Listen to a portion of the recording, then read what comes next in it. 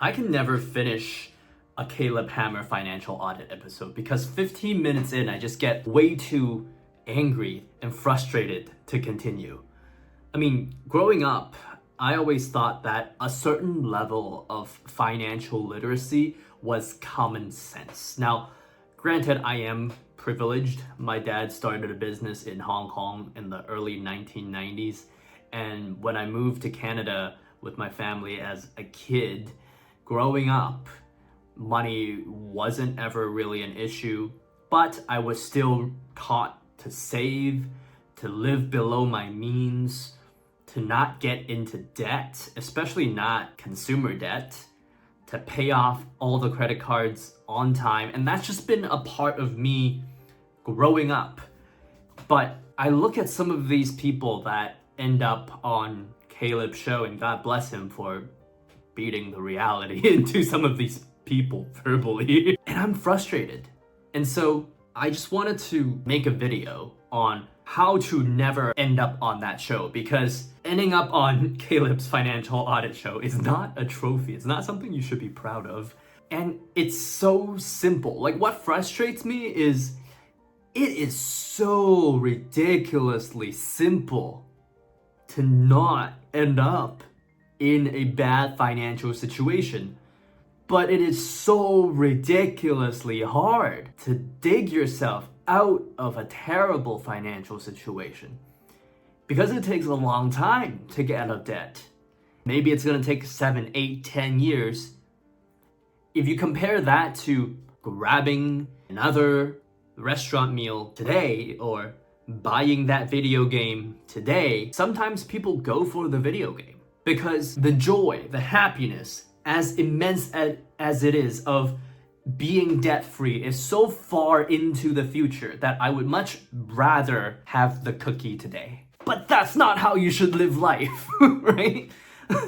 Like, that is not setting future you up for success. And that's what frustrates me so much. It's like, you know you made mistakes. You know perfectly well how to get out of that bad situation that you're in, and you know it's gonna take time, but you still willingly are stuck in your ways. It's almost like there's this willful ignorance. Like, it's not my fault if I don't ever think about it.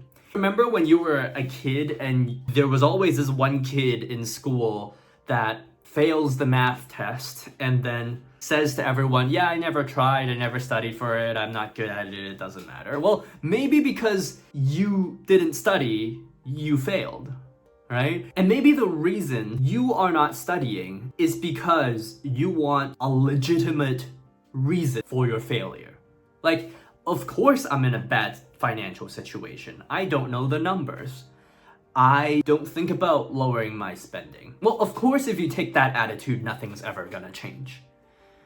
God, makes me angry, some of these people. God. And so how do you not end up in that situation? And this goes back to some of the habits that's been built in me since I was a kid. And so here's the most important number one thing. Like, most of these people are in consumer debt. Like, they have too much credit card debt, or they have too many credit cards in general.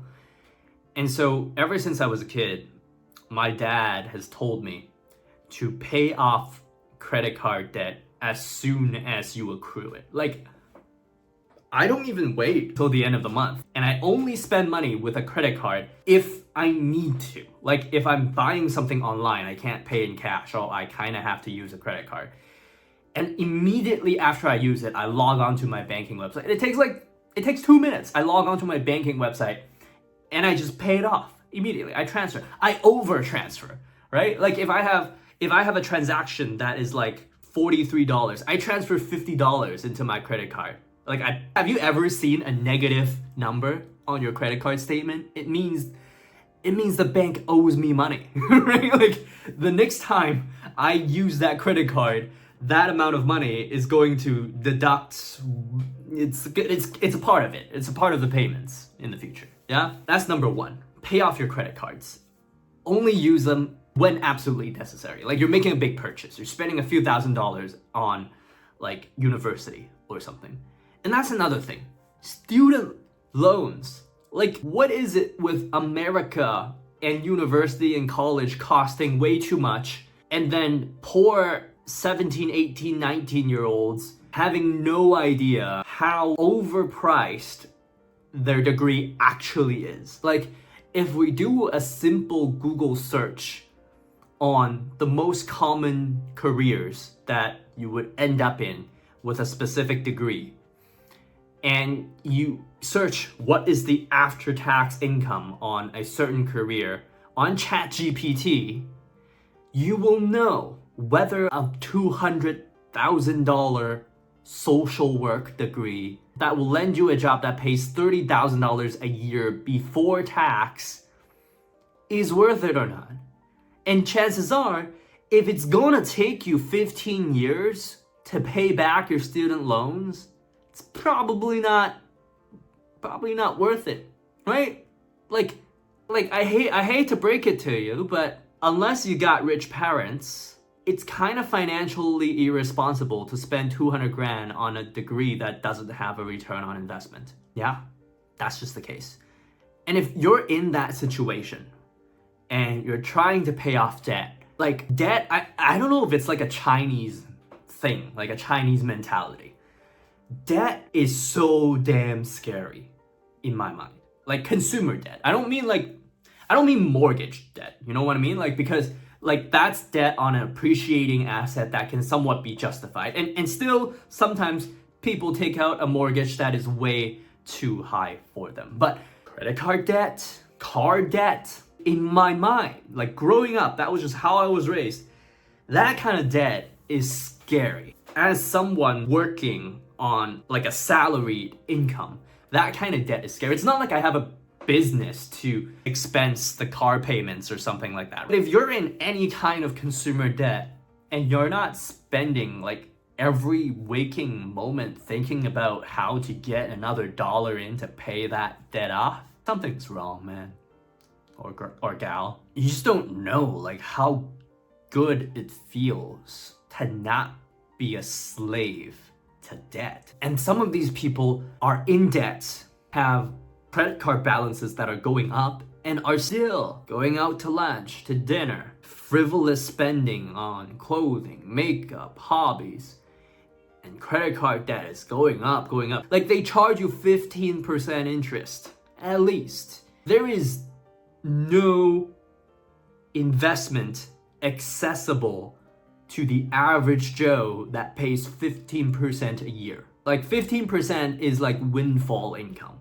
Like if you accidentally bought Bitcoin and it went up, like that's, and you sold it just at the right time, or Tesla stock, and you bought it and you sold it at the right, like you can't, like it just doesn't happen, right? Like portfolio managers don't make 15% year on year. And so you sure as heck won't. And so somehow you have to pay all that money back on a salaried income that goes up, what, like 5% a year? Like how often you get a raise? Gosh, it's crazy. And I feel like the system is a part of the problem. Like financial literacy should have been a thing in school.